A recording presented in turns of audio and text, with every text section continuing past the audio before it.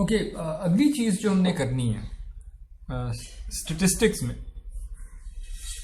वो है boring statistics.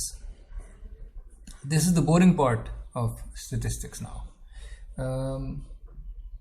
और इसे कहते हैं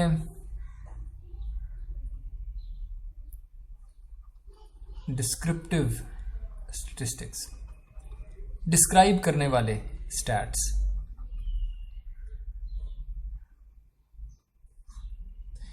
ओके,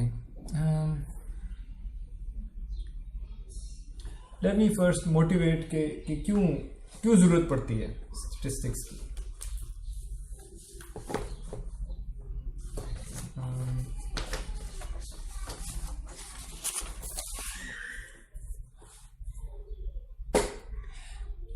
आप इस तरह से देख लें कि PUCIT में जब एंट्रेंस टेस्ट होता है अंडर ग्रेजुएट प्रोग्राम के लिए, आप लोगों ने तो वैसे कोविड की वजह से, आई डोंट नो, आप लोगों का एंट्रेंस एग्जाम हुआ था? नो सर, नहीं होता. सो आपका नहीं हुआ था कोविड की वजह से. तो मेरिट जो है वो आपके मैट्रिक और FSC और इसी तरह नंबर्स, वहीं से मेरिट बन गया. पर यूजुअली आपके पुराने एकेडमिक रिकॉर्ड और फिर एंट्रेंस टेस्ट, इसकी बेस पे आपका मेरिट बनता है, उसकी बेस पे आपका दाखिला होता है.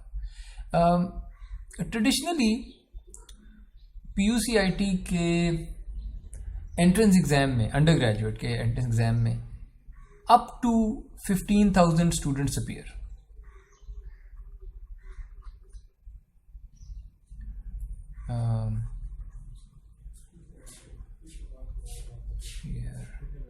In the entrance exam.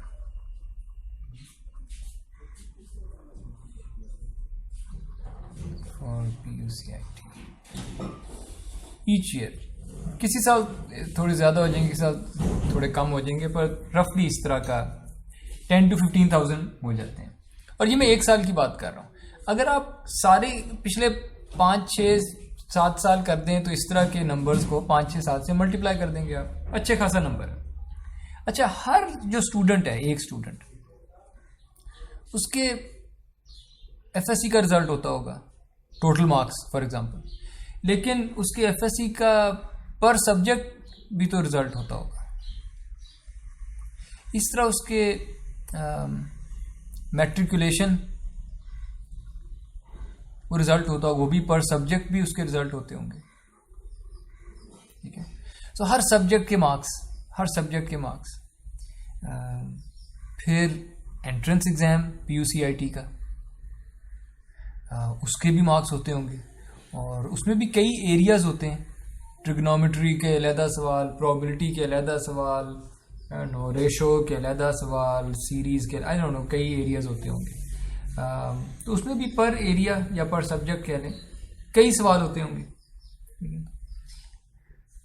एक स्टूडेंट की जब आप बात करते हैं तो एक स्टूडेंट का FSC का सारा डेटा, मैट्रिकुलेशन का सारा डेटा और एंट्रेंस एग्जाम का सारा डेटा, और ये फिर अब सिर्फ एक स्टूडेंट नहीं है, ये तो एक साल में 15,000 स्टूडेंट हैं. और अगर हम चंद सालों का डेटा ले लें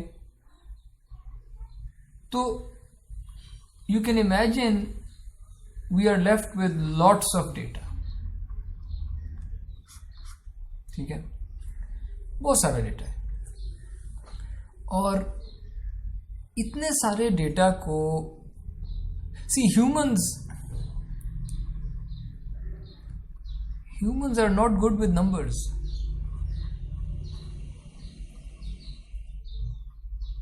I should say not good with lots of numbers. ठीक है.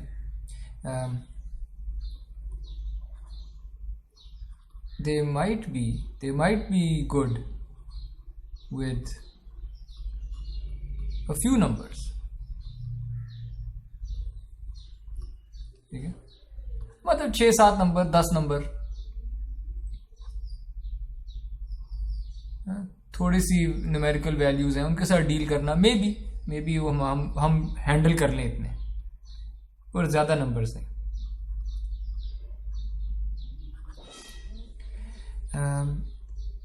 इसका मतलब है कि जब आपके पास बहुत सारा डेटा होता है तो ह्यूमन कंजम्पशन के लिए you need to summarise it.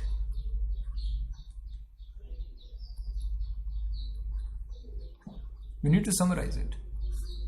और डेटा को समराइज करने के हम दो तरीके देखेंगे।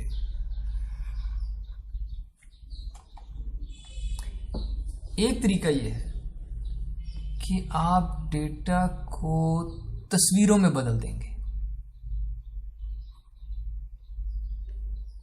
ठीक है, एक विजुअल तरीका होगा समरी करने का डेटा की। Humans are very good at processing visual data. Images को देखना ह्यूमंस के लिए बहुत आसान है।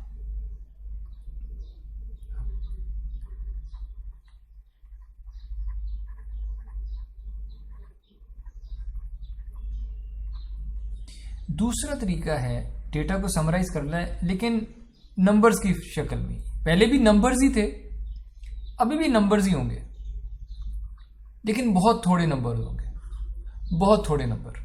और जब बहुत थोड़े नंबर होंगे, humans are good at handling few numbers. ठीक है,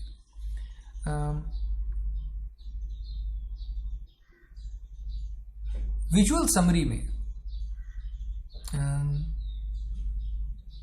कई किस्म की चीजें आ जाती हैं। For example bar chart. आप लोगों ने कभी बार चार्ट देखा है? एनीवन? Yes sir. यस या नो? Yes sir. यस। किस किस्म का देखा होगा बार चार्ट?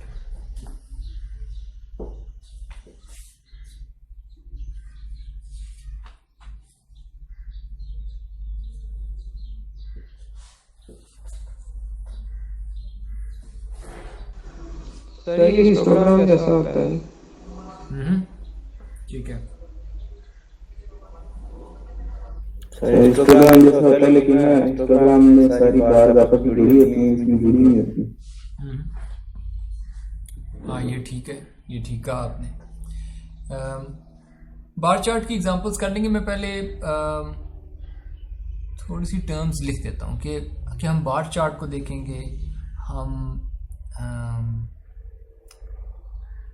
लाइन ग्राफ को देखेंगे, हम समथिंग कॉल्ड पिक्टोग्राम इसको देखेंगे, हम पाई चार्ट, ये शायद आपने पहले देखा हो पाई चार्ट, और हिस्टोग्राम्स तो हम देख ही चुके हैं पहले। ये होगी कुछ विजुअल तरीके डेटा को समराइज करने के। ये ह्यूमंस के लिए अच्छे होते हैं। ह्यूमंस को आप bar chart, line graph, pictogram, pie chart, histogram दिखा दें तो वो ओवरऑल सिचुएशन के बारे में कुछ समरी उसको समझ आ जाती है ह्यूमन को। जो न्यूमेरिकल समरी है डेटा की राइट साइड पे, ये ह्यूमंस के लिए भी बहुत अच्छी होती है, लेकिन ये कंप्यूटर्स के लिए भी बहुत अच्छी होती है क्योंकि ये अभी भी न्यूमेरिकल फॉर्म में होती है, और न्यूमेरिकल फॉर्म में जो चीज़ें वो आप कंप्यूटर में फीड कर सकते हैं। न्यूमेरिकल समरीज डेटा की दो किस्म की हम देखेंगे। एक है लोकेशन बेस्ड, कि डेटा कहाँ पे पड़ा है, और दूसरी है स्प्रेड, कि डेटा किस तरह जहाँ भी पड़ा है वहाँ पे कितना स्प्रेड आउट है डेटा। ठीक है, तो लोकेशन के जो चीज़ें हम देखेंगे, लोकेशन को डिस्क्राइब करने वाले जो मेजर्स हैं वो है डेटा की एवरेज, जिसको मीन कहते हैं, डेटा का मीडियन। ये टर्म्स आपने देखी नहीं पहले? मीडियन सुना होगा पहले एफएससी में। Yes sir. फिर कुछ टर्म्स हैं जो शायद सुनी हो आपने, क्वार्टाइल्स और परसेंटाइल्स, इनको देखेंगे। और फिर हम एक ऐसी चीज भी देखेंगे, उसे कहते हैं बॉक्स एंड विस्कर प्लॉट। और डेटा के स्प्रेड को समराइज करने के लिए हम तीन चीजें देखेंगे: रेंज,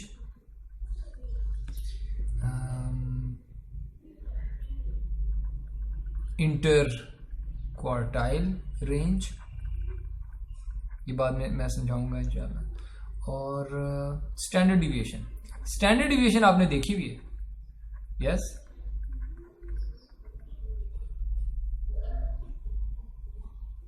लेकिन वो रैंडम वेरिएबल्स के केस में देखी थी, यस और नो? यस यानी तब तो हम प्रोबेबिलिटी पढ़ रहे थे, हर चीज के साथ कोई प्रोबेबिलिटी जुड़ी हुई थी, और उस केस में हमने स्टैंडर्ड डिविएशन का फॉर्मूला देखा था वेरिएंस का, और वो प्रोबेबिलिटी के साथ जुड़ा हुआ था। यहां पे कोई प्रोबेबिलिटी नहीं है, यहां पे स्टैंडर्ड डिविएशन क्या चीज है, ये उसी स्टैंडर्ड डिविएशन से जुड़ी हुई है, पर यहां देखते हैं, यहां हम प्रोबेबिलिटी का जिक्र नहीं करेंगे। Okay, let's start with the visual summary. ठीक है, बार चार्ट देखते हैं सबसे पहले, और उसमें मेरे ख्याल में हम ऐसे करते हैं कि कुछ डेटा ले आते हैं।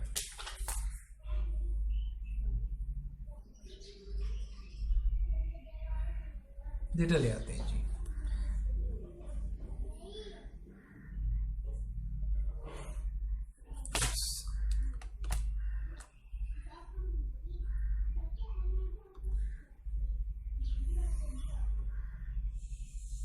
ओके, डेटा हम इस तरह का लाते हैं कि मेरे पास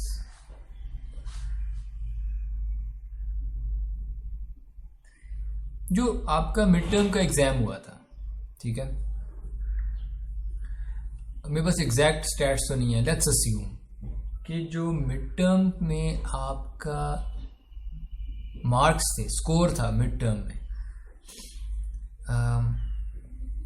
जो फर्क किस्म के मार्क्स आए लेट्स से, वो थे एक बंदे के आगे जो डिफरेंट यूनिक किस्म के मार्क्स थे, वो थे 1, 6 मार्क्स भी आए, और 7 मार्क्स भी आए, 8 भी आए, 9 भी आए, 10 भी आया लोगों का, 11, 12, 13 मार्क्स भी लोगों के आए, और 14, 15, 16 मार्क्स भी आए, और 16 के बाद कोई नहीं आया, 16 के बाद 24 मार्क्स, ये स्कोर भी था। ठीक है, और मैं फ्रीक्वेंसी भी रिकॉर्ड कर लेता हूँ। ठीक है,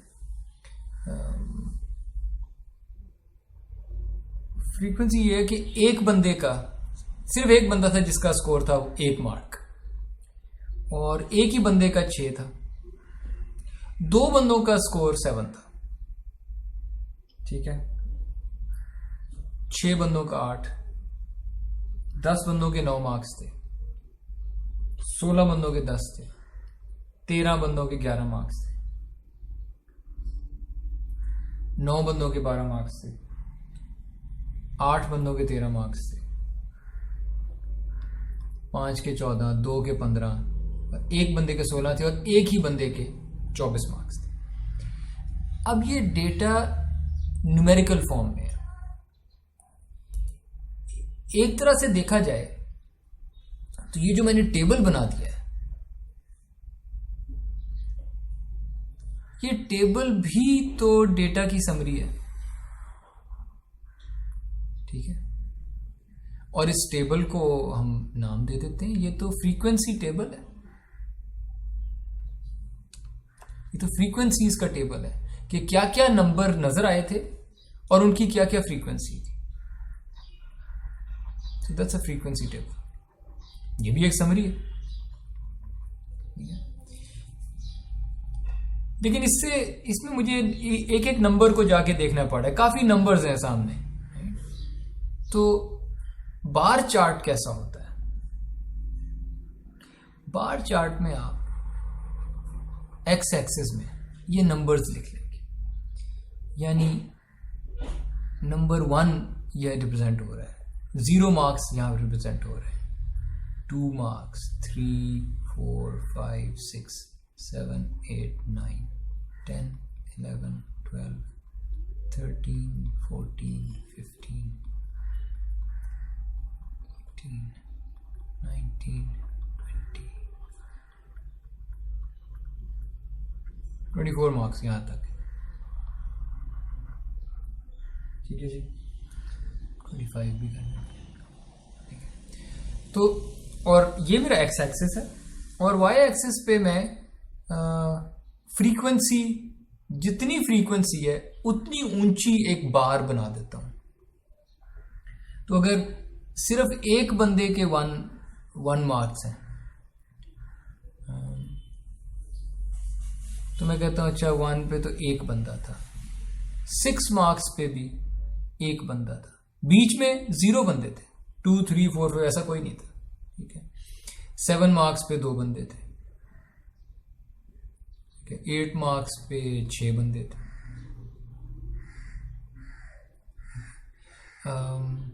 एंड सो ऑन। चलिए सारा बना लेते हैं। इस पे 10 बंदों के 9 मार्क्स थे, 16 बंदों के ऐसे थे 13 9 and 8 and this is 5 15 बंदों के 2 बंदों के 15, एक बंदे के 16 मार्क्स थे और एक बंदे के 24 मार्क्स थे। ये पूरे का पूरा बार चार्ट बन गया है, जो कि बस bars are just telling you, वो फ्रीक्वेंसी बता रही है कि इस नंबर के कितने लोग थे, ठीक है। So that's a bar chart. ये बार चार्ट इस पे भी हो सकता था कि लेट्स से मैंने फल खरीदे थे और पहले ये यहाँ स्कोर की बजाय अगर मैं फल का नाम लिखता, ये जहाँ 1 लिखा हुआ है ये फ्रूट नंबर 1 होता, लेट्स से ऑरेंज।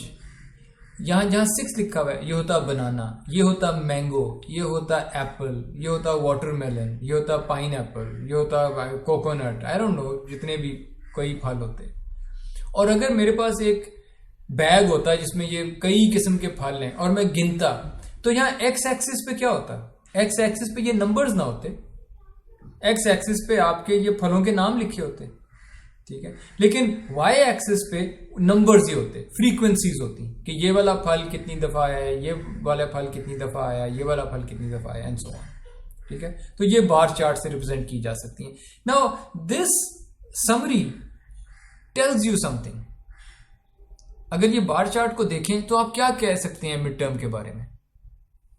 एनीवन कुछ कह दें मिड टर्म के बारे में इस बार चार्ट को देख के? सर ये मैक्सिमम बच्चों के 10 नंबर आए हैं। सबसे ज्यादा जो नंबर आए हैं, सबसे ज्यादा बच्चों को जो नंबर मिला वो 10 है। और इसे क्या कहते हैं बाय द वे, जो सबसे ज्यादा अकर हो रहा होता है? स्टैट्स में इसका एक नाम होता है, सर मीन, नोप, मोड। चलें लगे हाथों, ये भी डिफाइन हो गया। मोस्ट अकरिंग जो चीज होती है, most occurring element, most frequent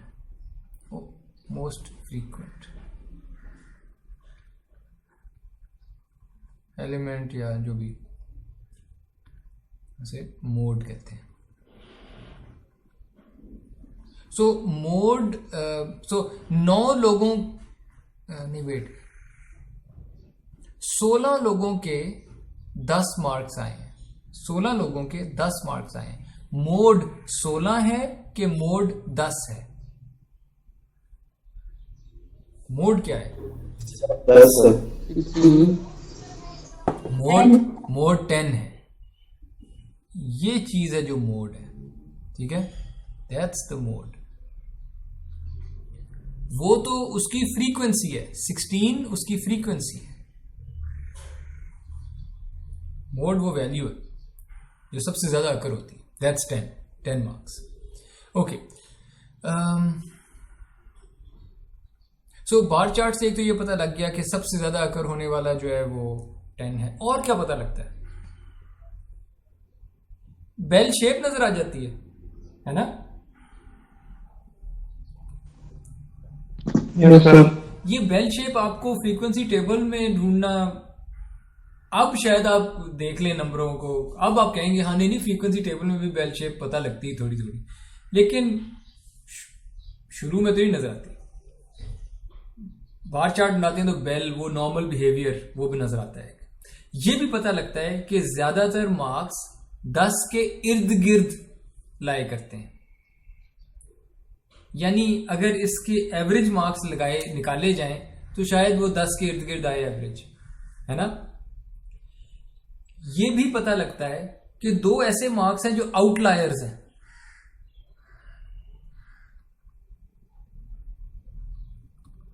कि ज्यादातर तो लोगों के मार्क्स 10 के इर्द गिर्द थे, लेकिन ये 2 आउटलायर वाले मार्क्स भी हैं जो बहुत कम लोगों के हैं। सिर्फ 2, एक बच्चे के 1 मार्क है और एक बच्चे के 24 मार्क है, और ये बाकियों से बहुत दूर है, ये आउटलायर्स, ये भी पता लग गया। सो जब आप विजुअली चीजों को देखते हैं तो हतमी एग्जैक्ट बात तो नहीं आप बता सकते, लेकिन रफ बातें आपको पता लग जाती हैं। And may be sometimes for humans and there decision making ये काफी होता है रफ तरह से देख लेना। यानी अगर ये चार्ट जो है टीचर के पास पहुंचता है तो टीचर देख सकता है कि अच्छा जनरली लोगों के चलो आधे मार्क्स आ गए हैं, या टीचर देखते हैं अच्छा जनरली लोगों के कुछ 75% तो मार्क्स आ ही गए हैं, जनरली फेल हो रहे हैं, तो एक रफ आइडिया हो जाता है टीचर को। ठीक है, तो ये फायदा है विजुलाइज करने का चीजों को। ओके, यहां तक कोई सवाल नहीं?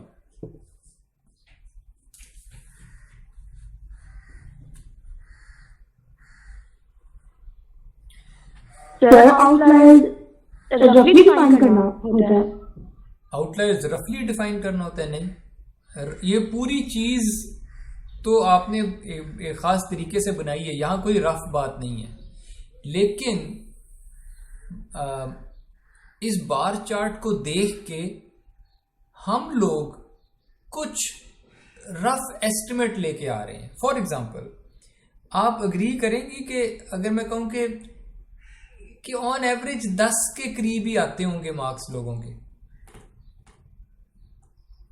On average. क्यों? क्योंकि ये नॉर्मल कर्व की तरह लग रहा है, और नॉर्मल कर्व का एवरेज वो सेंटर वाला पॉइंट होता था जो सबसे ज्यादा डेंसिटी वाला होता था। तो एक मुझे रफ सा पता, एग्जैक्ट तो नहीं मुझे पता कि क्या एवरेज मार्क्स होंगे बच्चों के, लेकिन मुझे लगता है कि वो 10 के करीब होंगे। फिर मुझे रफली ये भी पता लग रहा है कि 10 से जो है ना दूर 16 तक इधर जाता है, 6 तक इधर जाता है। यानी मैं स्टैंडर्ड डिविएशन के बारे में भी रफ सी शायद बात कर सकता हूँ। स्टैंडर्ड डिविएशन में भी 2 के करीब होगी। ठीक है, अब ये सब रफ एस्टिमेट लगाए हमने। ठीक है, ये है जो मैं कहना चाह रहा हूँ कि हम रफ एस्टिमेट लगा सकते हैं। Okay sir. ओके सर ये जो आउटलायर्स देते हैं ये मतलब मैक्सिमम और मिनिमम होता है? आउटलायर्स जो हैं वो मैक्सिमम और मिनिमम, और नहीं उनके अलावा भी आउटलायर्स हो सकते हैं। मतलब हो सकता है यहाँ वैसे मतलब जनरल डेफिनेशन क्या होती है आउटलायर्स की? जो बाकियों से बहुत दूर है। सारा डेटा अगर आप नोट करें, सारे का सारा डेटा जो है वो 6 से लेकर 16 मार्क्स के बीच में है। ये मतलब जो एक्सेप्शन है हमारे उसमें वो आउटलायर है। हाँ, यानी 90%, 99% ऑफ द डेटा इधर कहीं लाए करता होगा, कोई बहुत ही 1% डेटा इनसे बाहर कहीं लाए कर रहा है, इन्हें आउटलायर्स कहते हैं। ये कोई बच्चा है जिसका एग्जाम बहुत ही बुरा हो गया, और ये बच्चा जिसका एग्जाम बहुत ही अच्छा हो गया, लेकिन जनरली लोगों का एग्जाम ऐसा हुआ था। स्टैटिस्टिक्स में आउटलायर्स का बड़ा रोल है। आउटलायर्स की बेस पे फैसला करेंगे तो शायद गलत फैसला ना हो जाए, इसलिए कभी कभी आउटलायर्स को आपको देखना पड़ता है और आउटलायर्स को बाहर निकालना पड़ता है, और फिर कोई बात करनी पड़ती है ताकि आप जनरल पॉपुलेशन के बारे में कुछ कहें, आउटलायर्स की वजह से नंबर्स खराब ना हो जाए। एनीवेज आगे चलते हैं, आउटलायर्स पे बाद में आएंगे इंशाल्लाह। अच्छा, ये तो हो गया बार चार्ट। बार चार्ट पे रहते हुए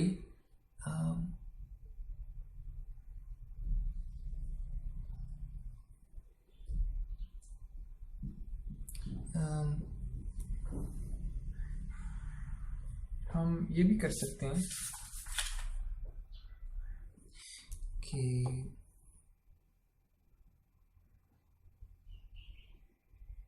पिक्टोग्राम फॉर एग्जांपल, पिक्टोग्राम जो है वो इसी तरह बार चार्ट की तरह होता है, लेकिन उसमें ना तस्वीरें बना दी जाती हैं. For example let me copy this and convert this to a pictogram.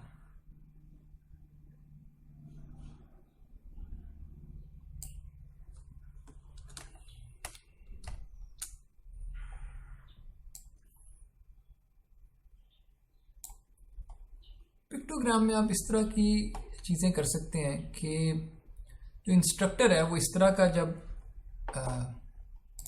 Plot करता है बार ग्राफ, तो बजाय वो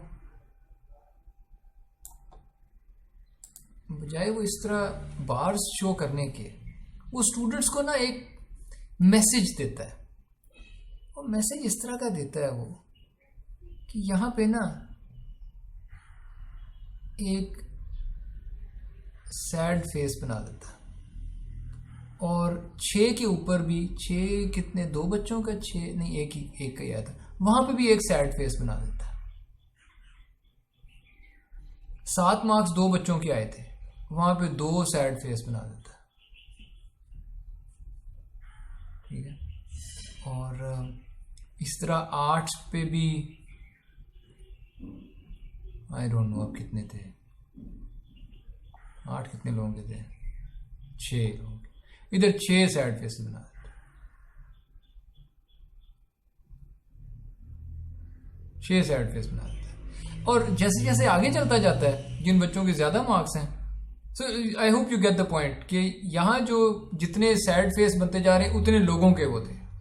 और जैसे जैसे इधर जाते जाते वो अपना कलर भी चेंज कर देता है towards towards a less dangerous colour, blue colour कर देता है. और लेट्स से एवरेज से ऊपर आई डोंट नो 12-13 मार्क्स के ऊपर वो हैप्पी फेसेस बनाना शुरू कर देता है.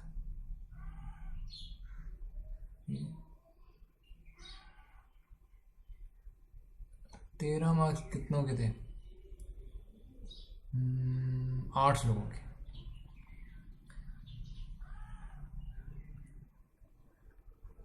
एनीवेज ये हैप्पी फेसेस है, happy happy happy happy happy. और मे बी मिडिल में ग्रीन से वो बना देता है, आई डोंट नो. और ये न्यूट्रल से फेसेस हैं क्योंकि आपके एवरेज से मार्क्स हैं.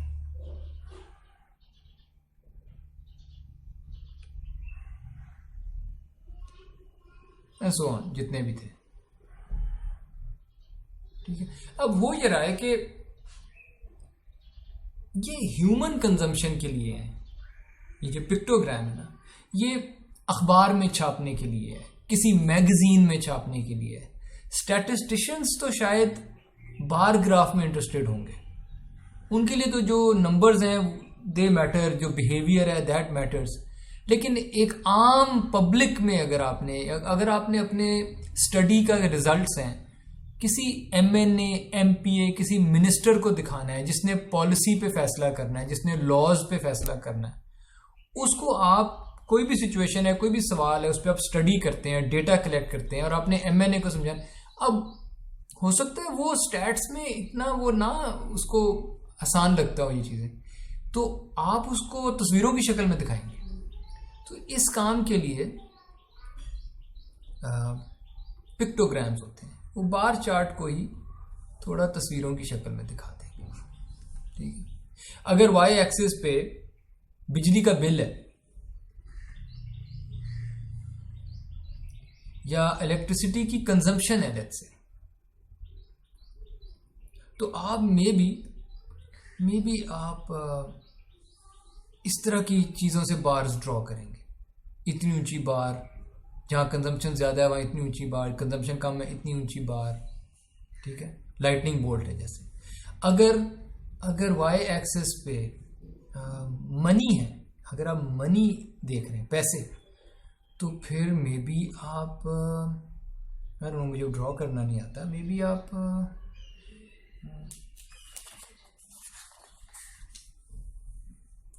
आई डोंट नो, आप नोटों की वो बना देंगे दथियाँ,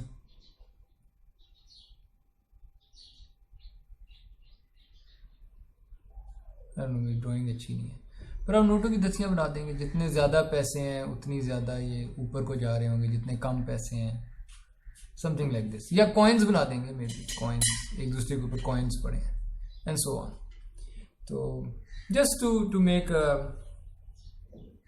N impact for the common person, एक ऐसा आदमी जिसको स्टैट्स का खास नहीं पता, वो भी समझ जाएगा अच्छा ये किस चीज़ को डिस्क्राइब किया जा रहा है। ठीक है, okay, so that's a pictogram. इसके अलावा आपके पास होते हैं लाइन ग्राफ। लाइन ग्राफ अक्सर यूज होते हैं, फॉर एग्जांपल लाइन ग्राफ इस तरह का हो सकता है कि आपके पास लेट्स से महीने हैं, जनवरी, फेब, मार्च, सो ऑन, दिसंबर तक। और आपने देखा कि लेट्स से इलेक्ट्रिसिटी की कंजम्पशन ही ले लें। इलेक्ट्रिसिटी की कंजम्पशन जनवरी में इतनी थी,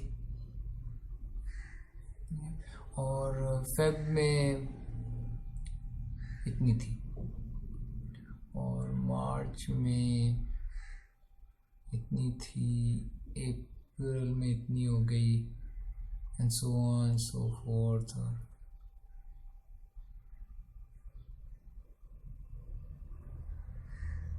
से कुछ इस तरह की कोई चीज़ बनती थी। अब ये एक लाइन ग्राफ इसमें बनाया जा सकता है। आप बार भी बना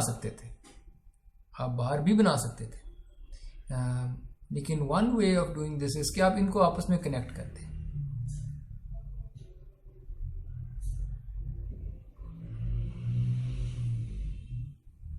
इन पॉइंट्स को आपस में कनेक्ट करते हैं आप, दैट्स अ लाइन ग्राफ। ठीक है, लाइन ग्राफ अब अक्सर यूज करते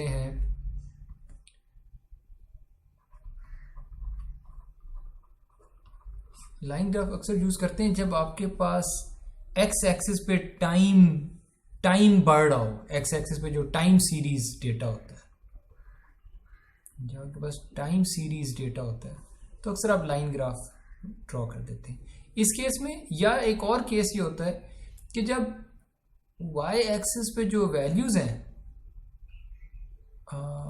वो बहुत बड़ी है। अगर वाई एक्सिस पे वैल्यूज बहुत बड़ी हैं, इसका मतलब है कि जो बार्स हैं वो बड़ी लंबी बनानी पड़ेंगी। जितनी लंबी बार बनाएंगे उतनी इंक ज़ाया होगी आपकी प्रिंट करने में। ठीक है, तो वो बिल्कुल एक, यानी जो बिहेवियर था वो तो आपने शो कर दिया, लाइन से भी शो हो गया, तो बार्स बनाने की ज़रूरत क्या है, क्यों ज़्यादा ज़ाया करें। ठीक है, तो मिनिमल चीज़ें यूज़ की जाती हैं लाइन ग्राफ में। ठीक है, ओके, ये भी हो गया। अच्छा, फिर एक चीज होती है पाई चार्ट। पाई चार्ट तो देखा होगा आपने। Yes sir. ओके,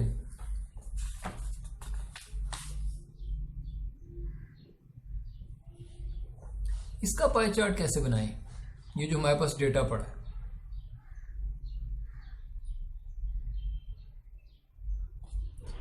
इस फ्रीक्वेंसी टेबल को ही कॉपी करता हूं और नीचे लाता हूं।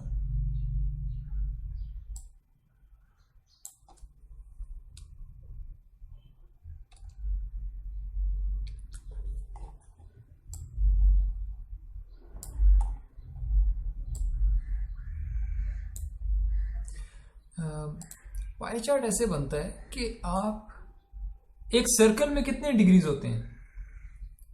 360। मैं क्या करने लगा हूं, मैं हर स्कोर को ना एंगल भी असाइन करने लगा हूं। टोटल स्कोर यहां पे लिख लेता हूं।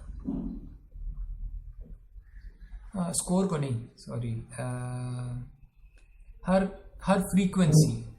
हर फ्रीक्वेंसी के कॉरस्पॉन्डिंग एक एंगल आएगा। टोटल स्टूडेंट्स कितने थे आप मुझे बता सकते हैं इस मिड टर्म में? कैसे निकालें? फ्रीक्वेंसी को ऐड कर देंगे। कर दें ऐड, बता दें मुझे फिर अभी।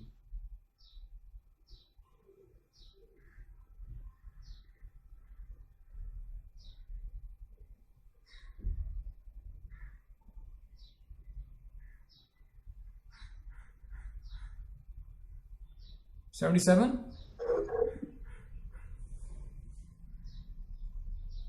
बताइए।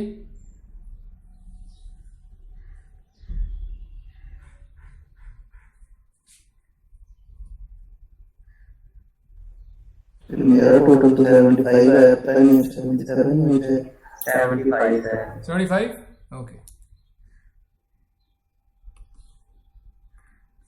75। ये जो टोटल 75 है ये सारे के सारे बच्चे हैं। Doesn't this correspond to the full circle? Yes sir. हाँ, सो अगर फुल सर्कल जो है,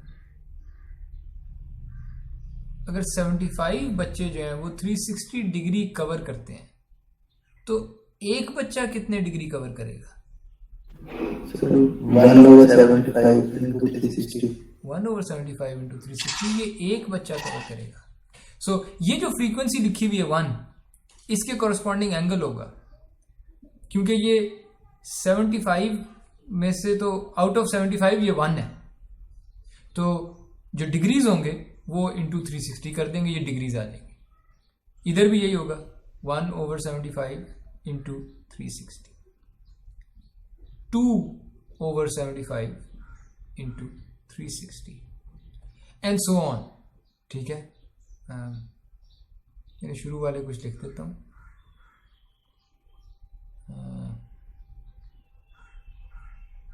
थ्री 360 ये वाला होगा 10/75 इंटू 360 एंड सो ऑन। और इससे होगा ये कि फिर मेरे पास एक I can draw a circle, और उस सर्कल में मैं फिर ये एंगल्स के हिसाब से, यानी जो भी मेरे स्कोर थे उनमें 10 जो स्कोर था 16, एक्चुअली कोई मुझे बता सकता है 16/75 इंटू 360 क्या है? 16/75 into 360, can someone give me the answer? 76.8 degree. 76.8 degrees. Okay, that means 90 degree ये वाला होता है, तो may be this much.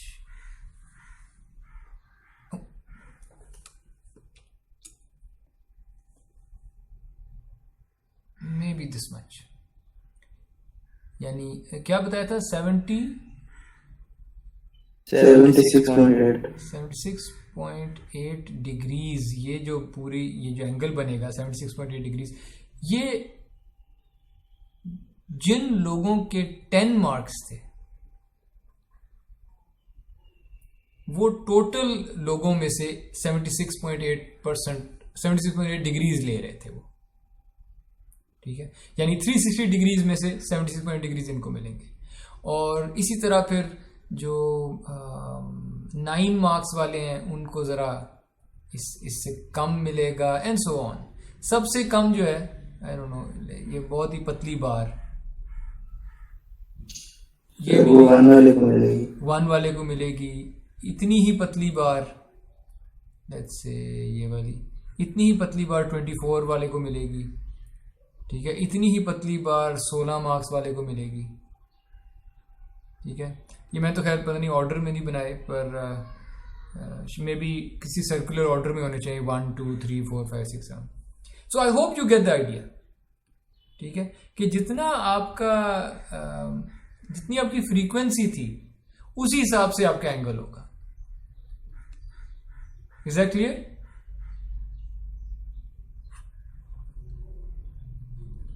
Yes sir.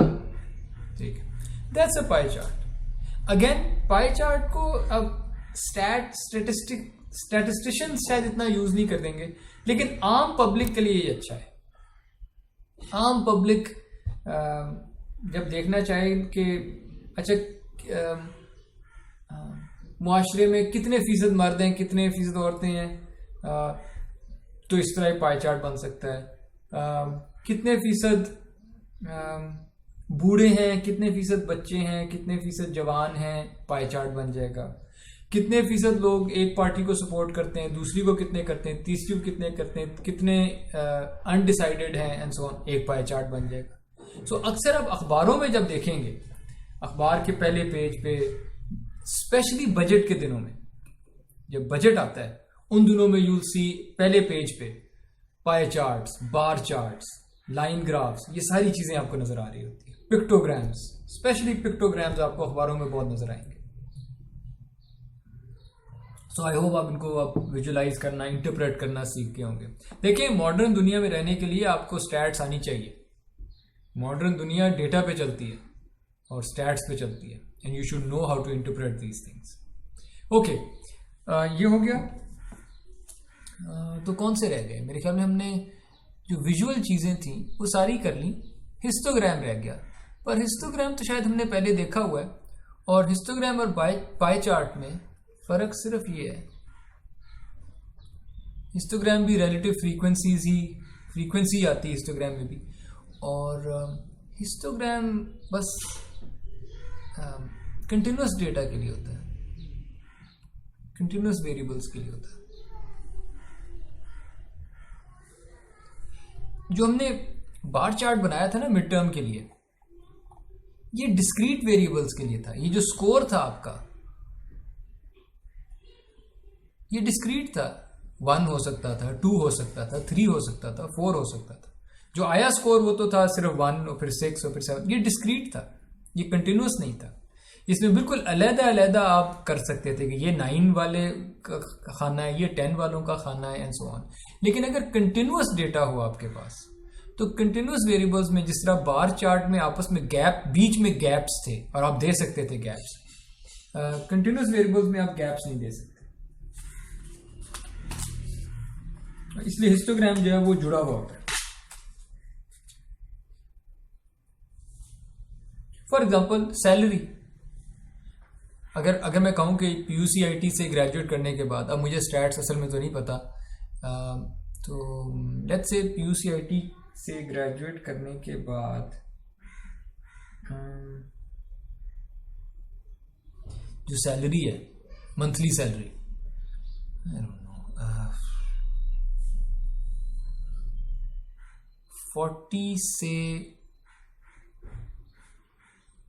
40K से, यानी 40,000 से लेकर 45,000 तक। अब कई लोगों की फर्क सैलरीज होंगी। एग्जैक्ट सैलरी तो होगी 41,323 रुपीज। जब आपके पास इस तरह की सैलरी आती होगी, सब कटा के जो बनती होगी, तो अब हर एक की फर्क है। अब मैं हर एक की सैलरी के हिसाब से फ्रीक्वेंसी निकालूं, मतलब 41,323 रुपये, ये तो हो सकता है सिर्फ एक बंदे के होते हो। हर सैलरी हर बंदे की फर्क होती होगी, 1-1 रुपए से फर्क हो रही होगी। तो मैं करूंगा ये कि मैं इस तरह की बिन में सैलरीज रिकॉर्ड करूंगा कि 40 से 45K वाली सैलरीज कितने लोगों की थी। ठीक है, let's say I don't know, batch में हम कितने लोग होते हैं, 200, तो let's say I don't know 35 लोगों की इतनी सैलरी थी। अब इसमें भी ये देखना होता है कि अगली जो बिन है वो है 45K से लेकर 50K। वेल 45K तो इधर भी था, 45K इधर भी है। जिस बंदे के एग्जैक्टली 45,000 अगर सैलरी है, उसको किस बिन में डालूं मैं? अब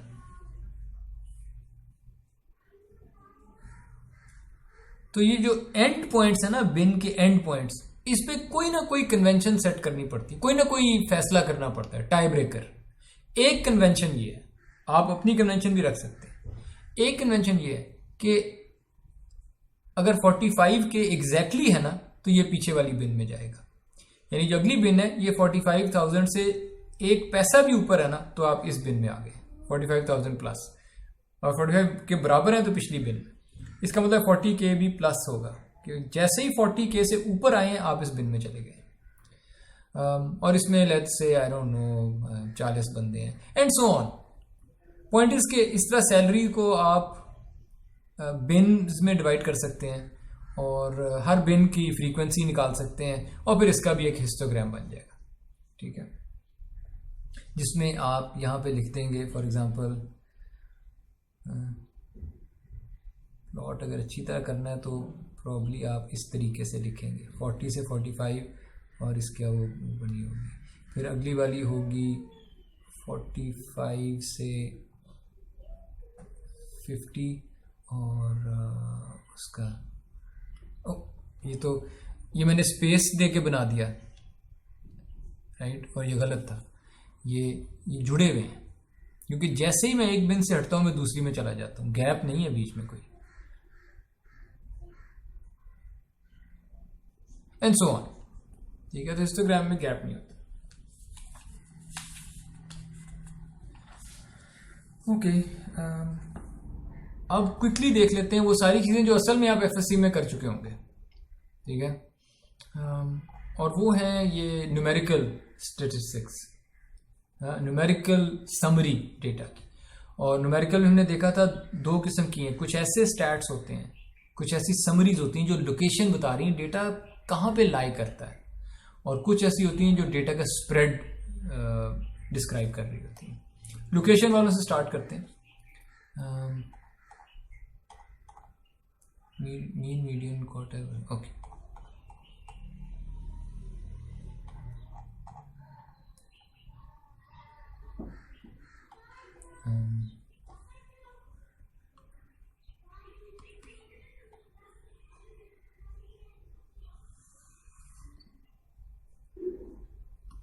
सर मालूम क्लाउड हमारे अगले क्लास में है। ठीक है जी, ठीक है, देखते हैं हम पहुंच जाते हैं, जहाँ तक पहुंच सके हम कर देंगे। सो जब न्यूमेरिकल समरी है डेटा की, तो उसमें जो लोकेशन बेस्ड समरी है उसमें सबसे पहले मीन है। मीन तो मैं समझाऊं या ना समझाऊं? Mean is very easy. If you have a list of numbers, let's call the first number x1, let's call the second number x2, let's call, and you have, let's say you have n, capital N numbers, small n कर देते हैं, n numbers की कोई list है, जो भी इनकी values x1 की जो भी वैल्यू x2 में जो भी पड़ा है, मीन तो बस इनका सम होगा, ठीक है, मीन तो है सम कर दें x i's को, i जाएगा 1 से लेके स्मॉल n तक। ये नोटेशन आपको क्लियर है जो मैंने लिखी है सम वाली? Yes sir. सबको क्लियर है? Yes sir. कंफ्यूजन तो नहीं किसी को इसमें? Yes sir. ओके, तो आप सम करेंगे और नंबर ऑफ आइटम से डिवाइड कर देंगे, ये मीन आ गया, जिसको आप एवरेज कहते हैं,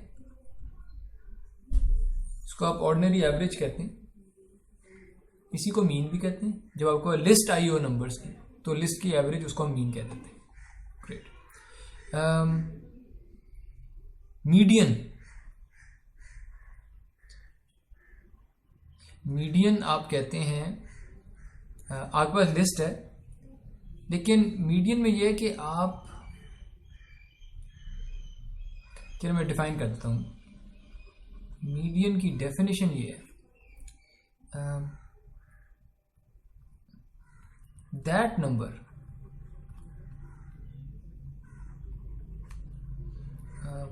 from which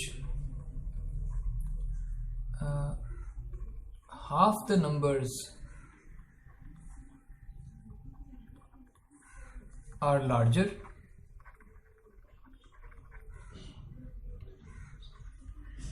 and half are smaller। आधे नंबर उससे बड़े हैं, आधे उससे छोटे हैं, ठीक है, इसे मीडियन कहते हैं। इसकी लेकिन एग्जांपल नंबर्स के साथ देखते हैं।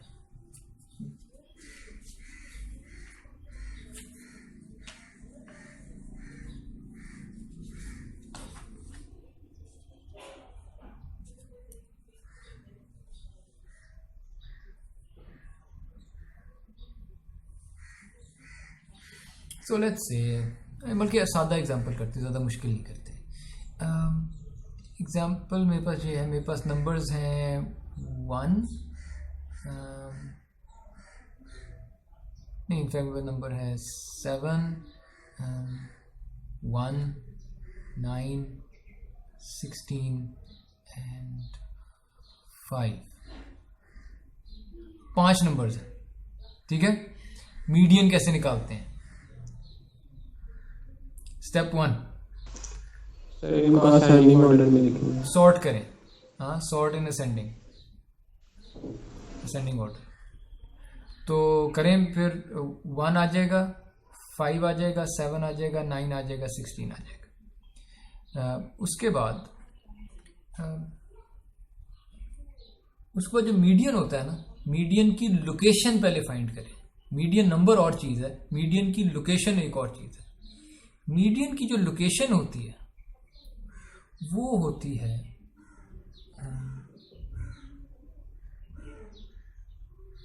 इसके 2 केसेस हैं।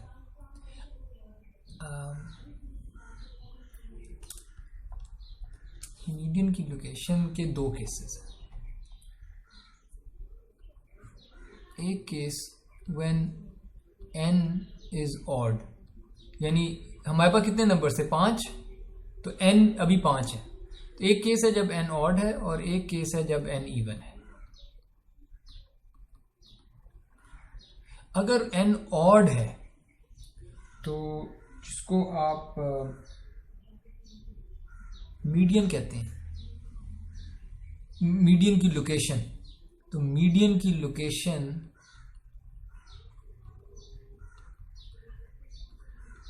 Equals n plus 1 over 2। क्या आएगा? 5 प्लस 1 ओवर 2 क्या आता है? 3। मीडियन लोकेशन 3 होगी। अगर n इवन होता,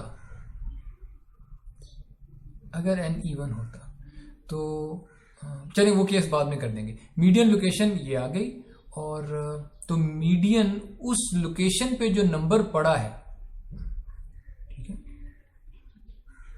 वो मीडियन है। Median equals number at median location, जो आपने अभी निकाली है 3, और वो क्या आता है? 3 7 median at number at median location, वो भी मुझे स्पेसिफाई करना चाहिए in sorted list, in ascending order जो था।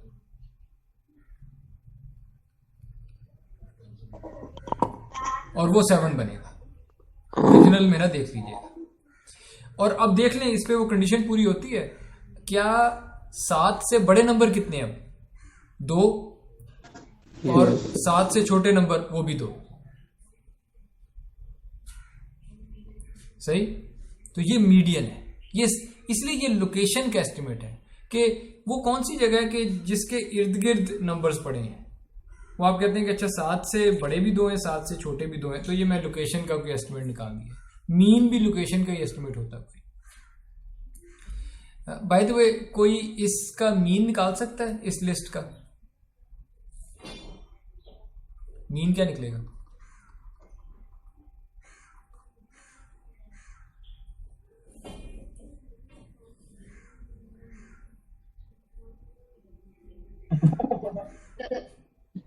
कितना जी? कम ऑन गाइस, मीन तो निकाल लें। सम और 7.6 ओके। चलिए मैं इसको बस ये इवन वाला केस डिस्कस करके मैं रैप अप कर देता हूँ। अगर आपके पास n इवन था तो ऐसा करते हैं, इसी लिस्ट को लेते हैं, मैं कलर चेंज कर देता हूँ। लेट्स से आपके पास लिस्ट थी 7 1 9 16 5 और एक और भी 5 ही था, लेट्स से, ठीक है। इस केस में 1 2 3 ये 6 नंबर्स हैं। When n is even, sort आपने फिर से करनी होगी, सॉर्ट भी कर लेता हूँ पहले, ठीक है। तो मैंने स्टेप 1 सॉर्ट किया, दैट्स 1 5 5 7 9 एंड 16। और जब n इवन है तो तब मीडियन लोकेशन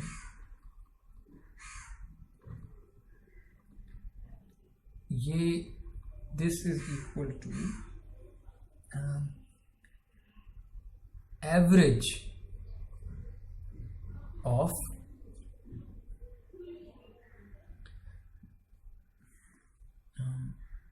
जो भी डेटा पॉइंट है, जो भी वैल्यू पड़ी थी,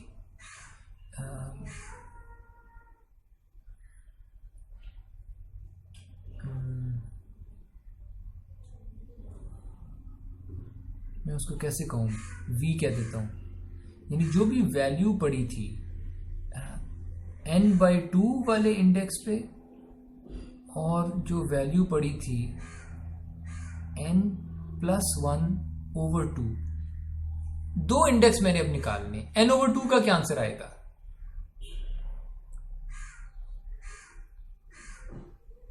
n क्या है? तो 6 ये 3 आ जाएगा।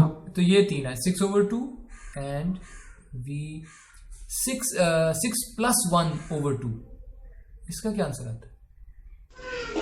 7/2। ओ वेट, मैंने गलत लिखा, मैंने wait I made a mistake. n/2 plus 1 नहीं होता, मींस कंप्लीटली प्लस। बिल्कुल, क्योंकि उससे इंश्योर हो जाएगा कि वो लोकेशन अगली वाली आएगी। n/2 + 1 यानी 6/2 + 1।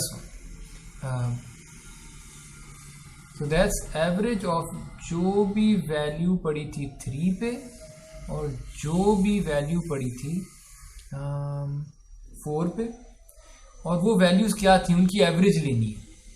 तो 3 और 4 पे क्या वैल्यूज पड़ी है? 5 7। मैं बता दूं, ये वैल्यू 1 पड़ी है, ये वैल्यू 2 पे पड़ी है, ये वैल्यू 3 पे, ये वैल्यू 4 पे, ये वैल्यू इंडेक्स 5 पे, ये वैल्यू इंडेक्स 6 पे। सो 3 और 4 हैं जिनकी एवरेज लेनी है, वो 5 और 7 है, ठीक है। So that's 5 + 7/2 and that 6। So median, इस केस में मीडियन 6 आ गया, ठीक है। तो बस ये आपने ख्याल रखना है कि ऑड है तो फिर तो बड़ा आसान है, मिडल वाली ले लो, लेकिन अगर इवन है तो फिर वो 2 आएंगी और उन 2 की एवरेज करेंगे। एन अगर इवन है तो जी सर 6 इसमें है ही नहीं। हाँ, गुड ऑब्जर्वेशन। 6 तो इस लिस्ट में है ही नहीं, लेकिन मीडियन की डेफिनेशन क्या थी?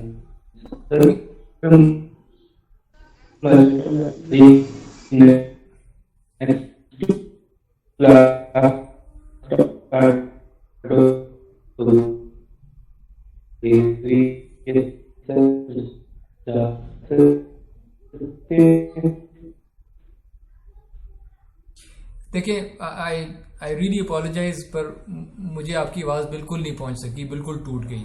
और टाइम चूंकि कम है, सो टाइम चूंकि कम है, इसलिए मैं आई जस्ट कंटिन्यू। आपका सवाल, एक तो ऑब्जेक्शन ये थी कि 6 तो लिस्ट में है ही नहीं।